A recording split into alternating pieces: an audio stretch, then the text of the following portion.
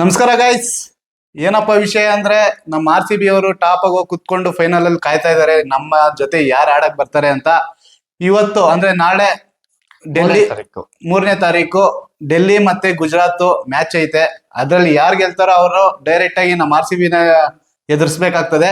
Finals 5ನೇ ತಾರೀಕು ಆಡ್ಬೇಕಾಗತ್ತೆ. ನಾವು ವೇಟ್ ಮಾಡಿ ನೋಡ್ತಾ ಇದೀವಿ ಇನ್ನ ಯಾವ ಟೀಮು ಡೆಲ್ಲಿ ಬರುತ್ತಾ ಅಥವಾ GG ಬರುತ್ತಾ ಫೈನಲ್ಸ್ಗೆ ಅಂತ. ಸೊ ನನ್ನ ಪ್ರಕಾರ ಈ ಸೀಸನ್ ಕೂಡ ಸ್ಮೃತಿ ಮಂದನ ಅವ್ರ ಕ್ಯಾಪ್ಟನ್ಸಿಯಲ್ಲಿ 101% ಚಾಂಪಿಯನ್ಸ್ ಆಗ್ತಾರೆ WPL. ಯಾರೇ ಬರ್ಲಿ ಎದುರಿಸೋ ಅಂದ್ರೆ ಆಪೋಸಿಟ್ ವಿನ್ ಆಗೋ ಶಕ್ತಿ ಅಂತೂ ನಮ್ಮ RCB ಟೀಮ್ ಅಲ್ಲಿ ಐತೆ. ಒಳ್ಳೆ ಬ್ಯಾಟಿಂಗ್ ಬೌಲಿಂಗ್ ಫೀಲ್ಡಿಂಗ್ ಅಂತೂ ಸಖತ್ತಾಗ ಐತೆ ನಮ್ಮ RCBದು. ಯಾರೇ ಬಂದ್ರು ನಮ್ಮ RCB ಅವರು ಗೆಲ್ಲೋ ಚಾನ್ಸಸ್ ಜಾಸ್ತಿನೇ ಇದೆ.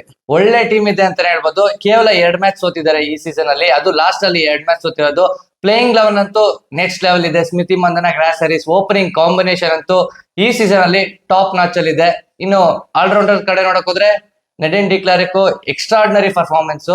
ಇನ್ನೊಂದು ಕಮ್ ಬ್ಯಾಕ್ ಪ್ಲೇಯರ್ ಇದ್ದಾರೆ ಪೂಜಾ ವಸ್ತ್ರಾಕರ್. ಇವ್ರಿಗೆ ಚಾನ್ಸ್ ಸಿಗ್ಲಿಲ್ಲ ಲಾಸ್ಟ್ ಮ್ಯಾಚ್ ಅಲ್ಲಿ, ಪ್ಲೇಯಿಂಗ್ ಲೆವೆನ್ ಅಲ್ಲಿ ಇದ್ರು ಬಟ್ ಚಾನ್ಸ್ ಸಿಗ್ಲಿಲ್ಲ. ಇವರು ಕೂಡ ಒಂದು ಒಳ್ಳೆ ಬ್ಯಾಟರ್ ಹಾಗೇನೆ ಆಲ್ರೌಂಡರ್.